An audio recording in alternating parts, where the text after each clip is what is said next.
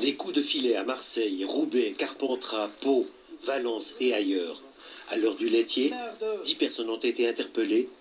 L'opération, lancée par la Direction centrale du renseignement intérieur, a impliqué des policiers du RAID et du GIGN. Ce sont une nouvelle fois les milieux islamistes radicaux qui sont visés, sous l'œil de journalistes, encore une fois bien informés. Si ces hommes islamistes radicaux sont dangereux, il faut évidemment les poursuivre, enfin les arrêter, les poursuivre. Peut-être aurait-il fallu le faire plus tôt, et c'est étonnant que ce soit juste après comme ça l'affaire Mera, mais enfin il faut évidemment le faire. Moi je suis pour la fermeté, mais pas pour le spectacle. Je suis toujours choquée de voir que les télévisions sont là, etc. Laissons la justice faire son travail, c'est tout ce que j'ai à dire ce matin.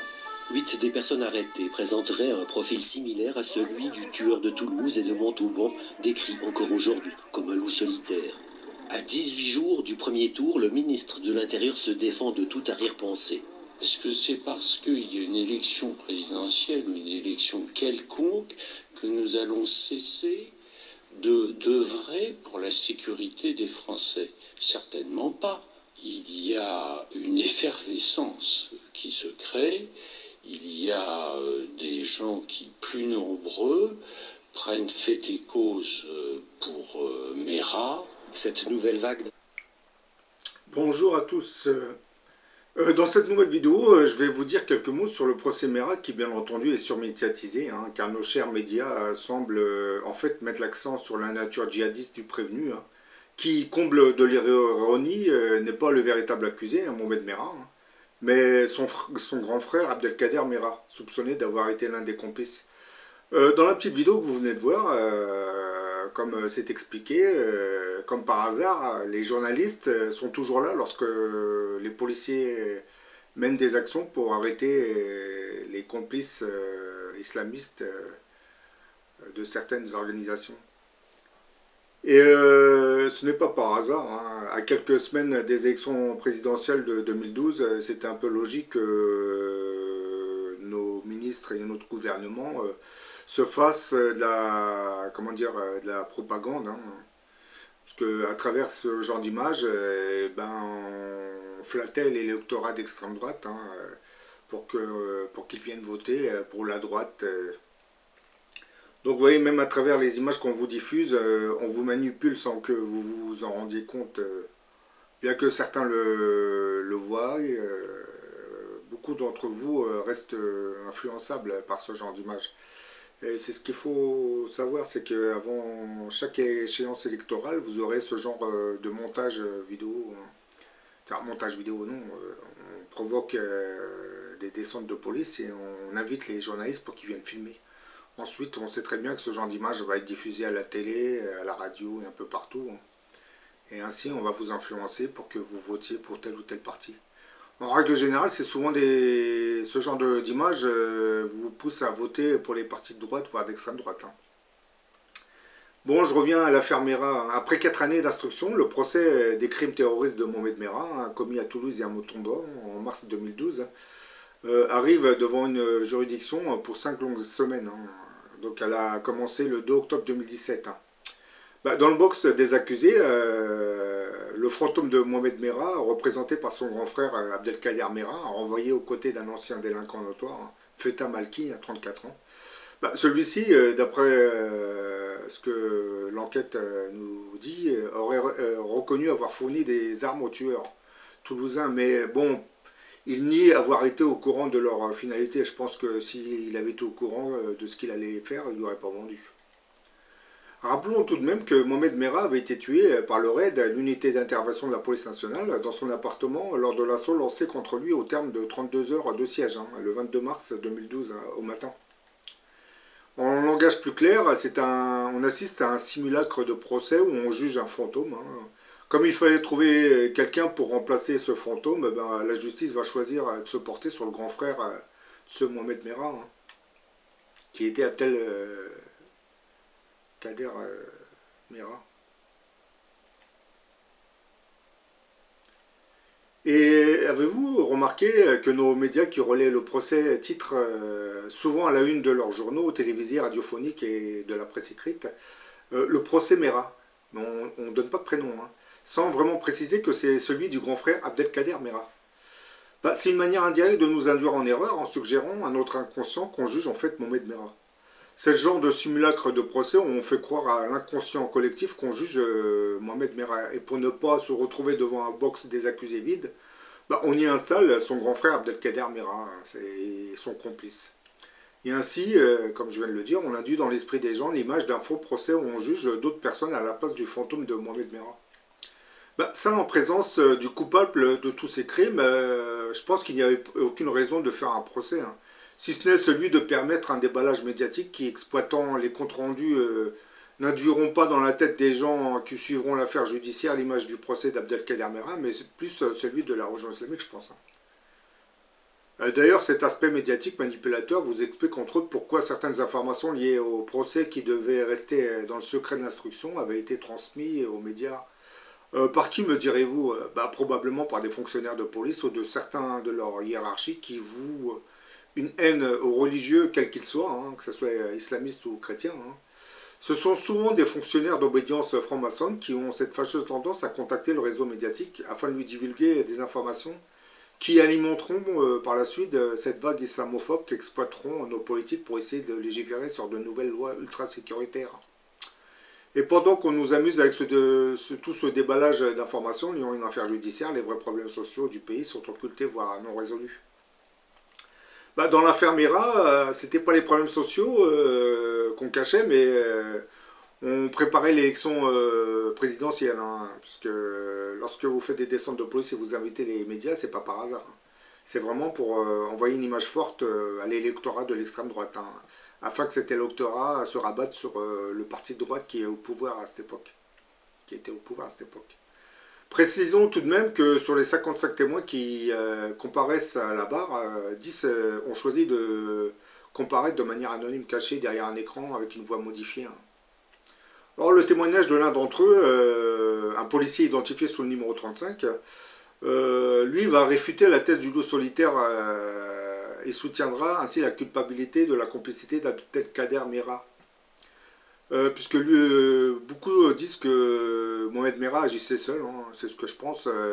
Quant à son frère Abdelkader Merah, il l'aurait juste influencé, mais sans vraiment intervenir dans ses agissements. Ce policier a été finalement confondu par l'avocat de la défense de la famille Merah, qui est M. Dupont-Moretti. Cet avocat avait en effet révélé que ces mêmes policiers avaient accordé une 60aine d'interviews dans la presse 7 mois auparavant. C'est du cinéma, ce que vous venez de dire, vous vous moquez du monde, s'est emporté l'avocat. Et le président a clos le débat et déclarait que s'il avait été informé de cette interview, il est clair que la décision que j'aurais prise d'accorder l'anonymat aurait été différente, parce que là c'est une manipulation en gros. En règle générale, ce genre de fonctionnaire de police n'agit pas pour apporter de nouveaux éléments à l'enquête, ils exploitent ces révélations dans le seul but de discréditer le camp d'en face, qui dans le procès Merah était l'islam, puisque vous allez voir par la suite que l'autre camp, quelquefois, c'est l'autre parti politique. Beaucoup de ces 10 policiers sont adhérents des partis de droite, voire d'extrême droite. Médiatiquement parlant, ils finissent par instrumentaliser des affaires de terrorisme, car ils restent toujours sous l'influence de leurs idéaux de droite, voire d'extrême droite. Et dans beaucoup d'autres cas, ce sont carrément des magistrats qui, sous l'influence de leurs idéaux de droite ou de gauche, instrumentalisent des affaires pour discréditer le parti politique adverse. Et bien entendu, n'occultons pas la franc-maçonnerie qui influence la décision de beaucoup de magistrats. Parce que beaucoup de nos magistrats sont d'obédience franc-maçonne, il ne faut pas l'oublier. C'est pour cette même raison que vous avez certaines affaires qui ressurgissent et puis sont transmises aux médias. Parce que c'est tout le réseau de la franc-maçonnerie qui travaille dans ce genre de conditions. Vous avez des francs-maçons de la magistrature qui contactent les francs-maçons du réseau médiatique et voilà. Et quelquefois, vous avez des francs-maçons qui sont au pouvoir. Donc voilà, c'est tout un réseau franc-maçon qui se relaie pour diffuser une information. Afin de discréditer un parti, voire la religion islamique ou une autre religion. Puisque l'exploitation médiatique qui est faite autour des prêtres soi-disant pédophiles viendra aussi de cette loge franc-maçonne qui contrôle certains médias. Donc maintenant, vous savez pourquoi certaines affaires qui sont censées rester dans le secret du dossier de l'enquête se retrouvent médiatisées. Ce sont en général des fonctionnaires de police, voire des magistrats qui transmettent au réseau médiatique certaines informations qui nuiront nécessairement au parti politique adverse. Et bon, dans l'affaire Merah, c'est le parti adverse, c'est la religion islamique, mais bon, vous l'avez compris. Pour ce qui est de la politique islamophobe qui secoue notre pays depuis que la droite avait pris le pouvoir, ainsi que la gauche, hein, vous me direz, mais bon. Nous pouvons dire que nous sommes dans la même situation. Hein. Beaucoup d'informations censées rester dans le secret de l'instruction hein, sont finalement divulguées aux médias par certains fonctionnaires de police qui adhèrent aux idées de l'extrême droite. Hein, qui, comme vous le savez, n'ont pas une grande sympathie pour tout ce qui touche à l'immigration, voire à la religion islamique, qui pour eux symbolise l'arabe de service. Hein. La religion islamique, c'est la religion de l'arabe. C'est pour cette même raison qu'on fait les amalgames aujourd'hui. Hein. Avant, on s'attaquait à l'immigré, et ben maintenant, c'est le djihadiste. Hein. Et à travers le djihadiste, ben, c'est un peu l'arabe musulman, en gros. Ben, certains magistrats d'obédience franc-maçonne font de même. Hein. Les problèmes liés à l'immigration et au terrorisme doivent rester des sujets importants dans la société. Nos politiques continueront de mettre l'accent sur de faux problèmes hein, de société pour occulter les vrais problèmes sociaux du pays que génère notre système capitaliste. Hein. Bah, selon vous, pourquoi l'oligarchie de notre pays a-t-elle progressivement pris le contrôle de 90% de notre réseau médiatique hein? Je dirais que c'est même une honte d'entendre nos journalistes revendiquer une certaine liberté d'expression lorsqu'ils reprennent des informations liées à des affaires judiciaires hein, qui sont censées rester dans le secret de l'instruction. Bah, ce genre de fuite d'informations est toujours l'œuvre de policiers ou de magistrats qui, agissant ainsi, espèrent discréditer le camp adverse, voire le parti adverse, voire certaines religions. Hein, pour ne pas les citer, parce que quelquefois c'est ou soit la religion islamique ou soit la religion chrétienne.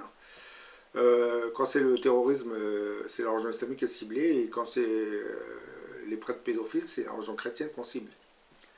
Bah, les gouvernements ne sévissent pas contre ce genre de pratiques, car ils y adhèrent tous, hein, et beaucoup de ces affaires judiciaires occupent les antennes médiatiques, hein, ce qui permet à nos chers politiques de ne pas devoir se pencher réellement sur les vrais problèmes sociaux. Ou comme c'était le cas en 2012 avec l'affaire Mera, de préparer une élection électorale, hein, ben, une élection présidentielle, pardon. Car beaucoup de nos hommes politiques composent aujourd'hui l'oligarchie du pays. Hein. Pour ceux qui ne comprennent pas, c'est la petite bourgeoisie du pays qui, souhaitant garder ses privilèges, va vous noyer sous un déluge de faits divers insignifiants, voire une série d'affaires judiciaires qui vous captiveront, mais ne résoudront pas vos vrais problèmes sociaux.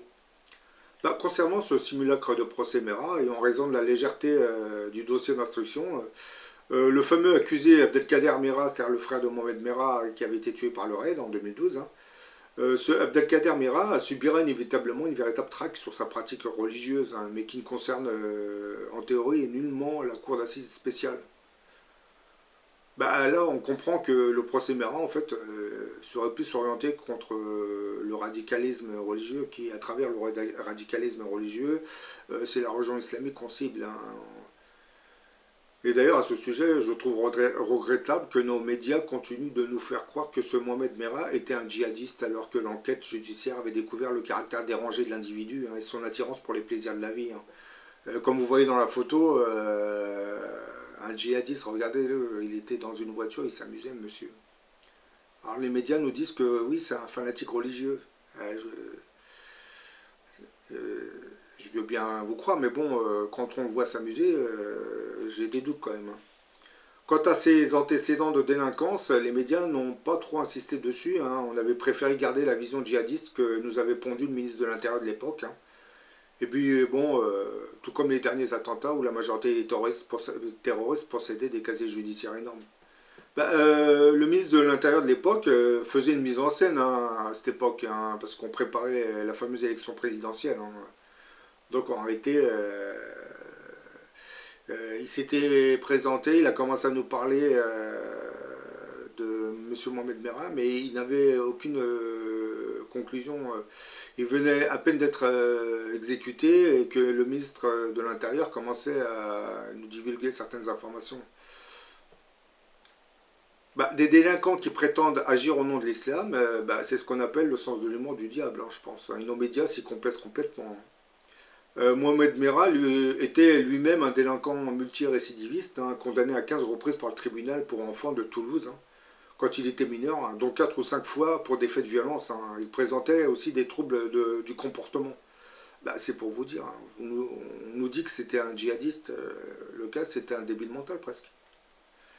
Bah, avant d'être tué par les hommes du raid, Mohamed Mera aurait expliqué aux négociateurs qu'ils avaient voulu venger la mort d'enfants palestiniens en s'en prenant le 19 mars à une école juive et avait expliqué l'assassinat des 3 parachutistes par son opposition aux interventions étrangères de l'armée française, notamment en Afghanistan.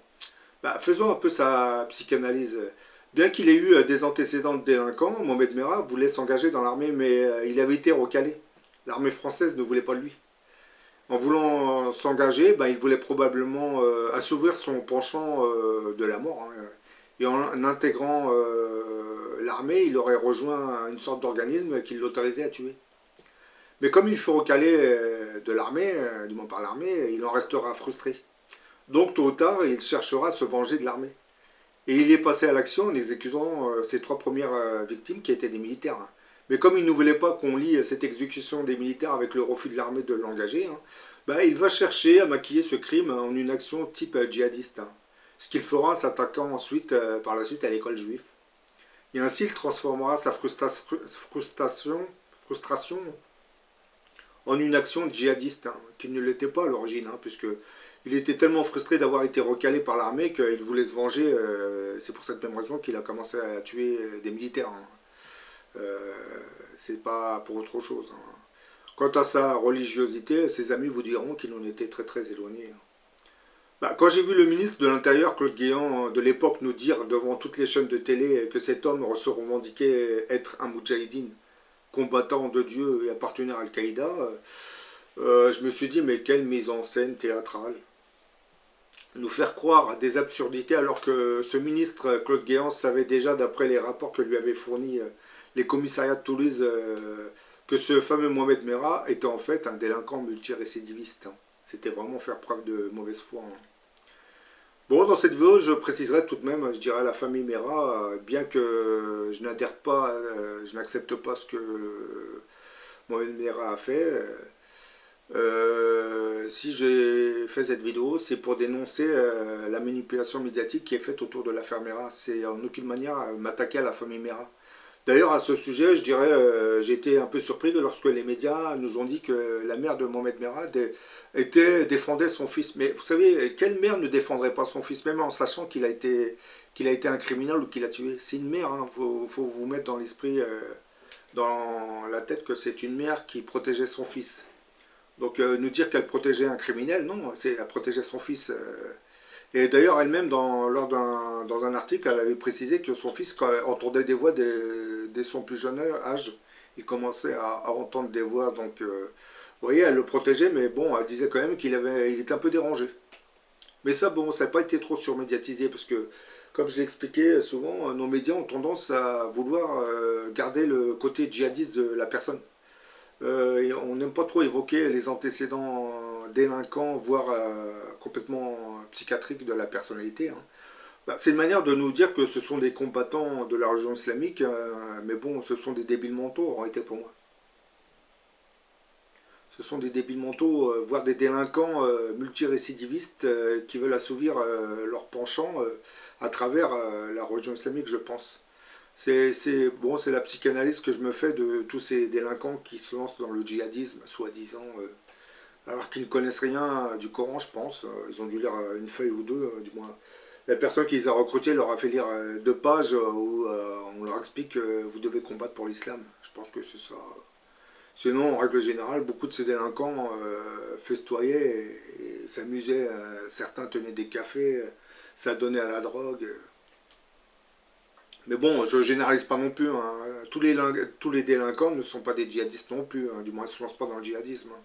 Beaucoup de délinquants préfèrent rester en prison et sortir de prison sans s'engager. Et bon, au début, vous allez me poser cette question, pour quelle raison le gouvernement a-t-il laissé? Parce qu'à Toulouse, les commissariats de police étaient bien conscients que beaucoup de jeunes se rendaient vers la Turquie pour se rendre ensuite en Syrie. C'est qu'à l'époque, je pense que le gouvernement les laissait partir, parce qu'on pensait qu'ils allaient renverser le gouvernement syrien. Mais bon, ils pensaient qu'ils allaient intégrer l'opposition laïque. Par la suite, lorsqu'il s'était avéré que ces jeunes se rendaient en Syrie pour rejoindre les groupes djihadistes qui combattaient Bachar el-Assad, là, il y a eu un changement de ton. Hein. Là, à partir de cet instant, on a commencé à sévir, Parce qu'au début, on les laissait partir parce qu'on pensait qu'ils allaient renverser le gouvernement syrien. Et qu'ils allaient permettre à l'opposition laïque de prendre le pouvoir et de créer une nouvelle fois un gouvernement fantôme, comme c'est le cas pour la Libye, l'Irak, tous les pays qui ont été attaqués par les puissances européennes, voire des États-Unis. Les puissances européennes, nos puissances. Mais bon, il y a tellement le décalage entre le pouvoir et le peuple est tellement énorme de nos jours que je ne sais même pas si on peut dire notre gouvernement. Je dirais plus l'oligarchie, le gouvernement de l'oligarchie, parce que c'est même plus le gouvernement des peuples. Là, c'est les oligarchies qui font leurs petites lois en attaquant un pays, en se permettant d'intervenir à l'intérieur des affaires étrangères, les affaires intérieures des autres pays. Et ça, nous, on n'est même pas informés. La majorité des peuples européens, nous, on se contente de regarder ce qui se passe à la télé. L'envers du décor, vous ne le verrez jamais. Par exemple, l'intervention au Mali, bon, on nous a expliqué, c'est pour combattre les Al-Qaïda au Mali. Vous savez, ça me désole tellement que je ne sais même pas vous en parler, parce que à travers, ce sont bien des intérêts que la France protégeait dans ce pays. La France, je parle de l'oligarchie, parce que la France, c'est tout un peuple. Je peux même pas dire, nous, les Français, je suis obligé de dire l'oligarchie, vous vous rendez compte? Parce que cette oligarchie se contrefout complètement du peuple. C'est visible, je dirais, même quand on voit, c'est risible. Quand vous revenez en 2012, vous voyez le ministre Claude Guéant faire sa petite mise en scène théâtrale sur l'affaire Mera. Ça m'a un peu sidéré quand on lui a posé la question est-ce que vous faites ça pour préparer les élections présidentielles?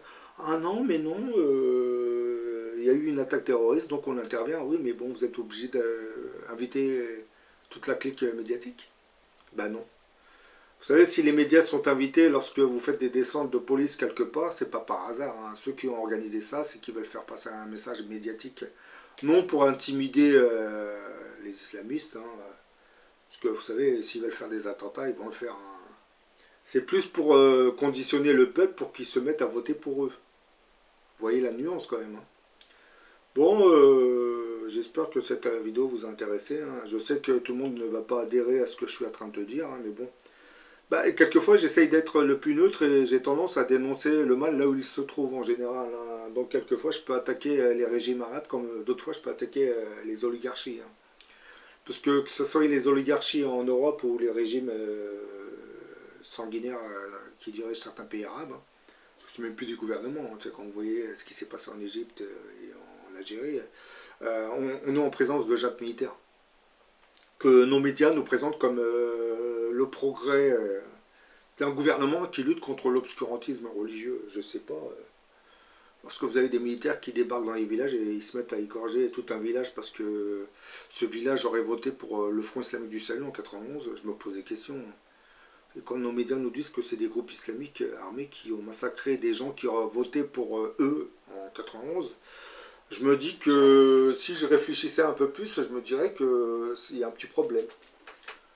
C'est comme si en France on me dit que vous avez une ville quelconque qui a voté pour les socialistes et comme par hasard des militaires viennent massacrer toute la population, des militaires qui seraient de droite. Et ensuite on nous dit ouais c'est des socialistes qui sont venus massacrer, bah oui c'est exactement la même chose. Lorsque nos médias couvrent les agissements de ces juntes militaires, c'est vraiment honteux. Voilà, on combat, voilà, vous ne voulez pas du religieux qu'il soit chrétien, parce qu'avec les prêtres pédophiles c'est pareil, on exploite la pédophilie de certains prêtres pour discréditer carrément une religion entière. Vous ne voulez pas de la religion chrétienne, vous ne voulez pas de la religion islamique, c'est très bien, mais arrêtez de soutenir les régimes sanguinaires dans les autres pays. C'est ça le problème. Parce que demain, si vous avez un régime sanguinaire qui prenait le pouvoir en Europe, et que les médias des autres pays ne le dénoncent pas, je ne sais pas comment les gens réagiraient. Parce qu'en 1940, quand les nazis ont commencé à envahir les 3/4 de l'Europe, tout le monde était content lorsqu'on les dénonçait. Par contre, ceux qui ne les dénonçaient pas, ils étaient très mal vus. C'est exactement ce qui se passe aujourd'hui, lorsqu'on protège les agissements de ces régimes sanguinaires arabes. Ou africains, parce que c'est pareil. Pour ça, dans mes vidéos, je parle souvent de l'avènement de ce grand monarque. Je pense que lorsqu'il viendra, il aura beaucoup de travail à faire. Et puis on nous dit que les armées de Gog et Magog envahiront une partie de la planète. Mais c'est normal. Dès l'instant où vous savez que les 3/4 de ces pays sont dirigés par des régimes militaires qui oppressent leur peuple, logiquement, ce grand monarque, s'il intervient, en plus s'il est mandaté par le créateur des mondes, logiquement il reviendra avec un pouvoir incroyable. Donc sa première optique, c'est de programmer et fabriquer des armées pour commencer à les libérer les autres peuples. Bon, je vous dis à la prochaine pour une autre vidéo.